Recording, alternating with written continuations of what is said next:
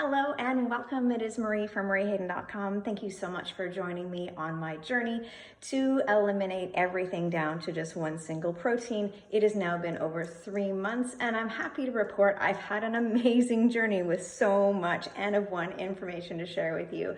Starting off, today, I want to talk to you about that big O word, the oxalates. And so the oxalates are very fascinating to me because little did I know, these little bits of achiness here and there, which in somebody who's fit, you usually just chalk it up to, oh, I worked out a little hard, or maybe I walked a little farther than I should have, blah, blah, blah.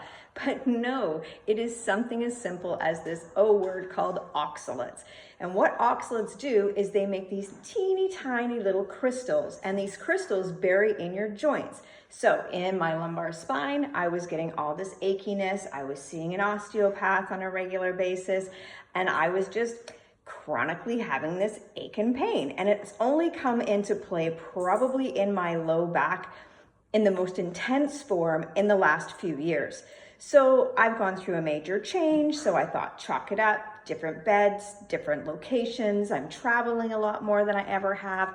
You know, you're always trying to search for different reasons as to the why, at least that's me, as to the why this is all happening. So I chalked it up to exercise. I chalked it up to different beds, even my pillow I chalked it up to. But again, all of these things apparently wrong, because what did I learn in this last little bit?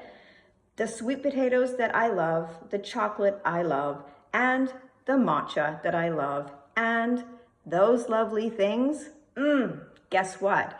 They're helping form all these little crystals in my joints. I would get a weird aching pain in my foot alongside of the low back. So you think, posture-wise, oh, it must be my posture. Now, I've always had an extenuated lordotic curve, so again, it makes perfect sense. But again, no, you pull these things out and all of a sudden, wow, freedom. But here's the funny thing about these crazy oxalates is in order to not purge the oxalates with such intensity that you end up feeling so horrible you can't function, you need to put a little bit of oxalate inside. So what did I do? Well, I went completely off all of these oxalates, which sent me into an absolute, oh my goodness, rabbit hole. So not only was I purging the oxalates, but several other things were happening, which I don't want to digress because I'll go into a completely other tangent. I want to stay focused on the oxalates. So we ended up removing those oxalate foods.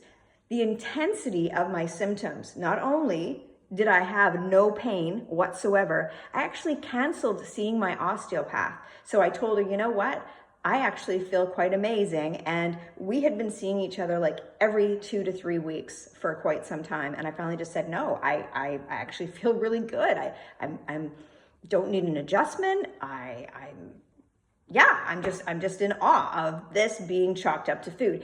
And people who know me know that for years and years, because I suffered as a child being misdiagnosed, that I always come back to food. And nobody wants to believe me, right? When I say to people like, oh, you've got inflammation, well, if you just remove this, this, and this, they're like, scoff at me. Well, look who's scoffing now. I'm scoffing at myself because I didn't actually know what an oxalate was. And I'm really grateful to this book that's circulating out there about oxalates because who knew? But again, there's not a lot of information around these oxalates, so it can be really tricky to navigate. So if you're choosing to search out oxalates, go ahead and just type in the search oxalate foods. You'll get some fruits, you'll get some veggies, so on and so forth, and start removing those things. If anything, just reducing them down to small amounts.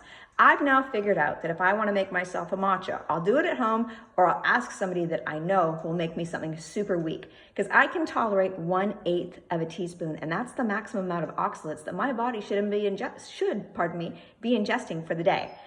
A chocolate, well, lucky for me, I've always enjoyed a really good, rich 90% chocolate. And having traveled for the last 4 to 5 years, the chocolate that I'm finding in Europe is disgusting. It's so full of so many different chemicals and things that you don't need. Big one, soy. I don't need soy in my chocolate. I don't need words I can't pronounce. I need cacao butter, and I need some good things to hold it together, which, you know what? When I make my own chocolate, all I do is put coconut oil and it holds it together. So you can make your own chocolate at home. And if I have 1 square of that nice, rich, dark chocolate, or I take a spoon of cacao and I make myself cocoa with hot water, again, not a problem. Now, every now and then I might decide to add a little bit of coconut milk into that, but that's just because I don't tolerate dairy at all.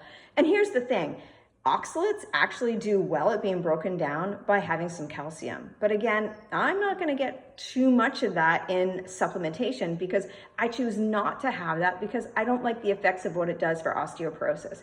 So anyways, I encourage you to look up the word oxalate.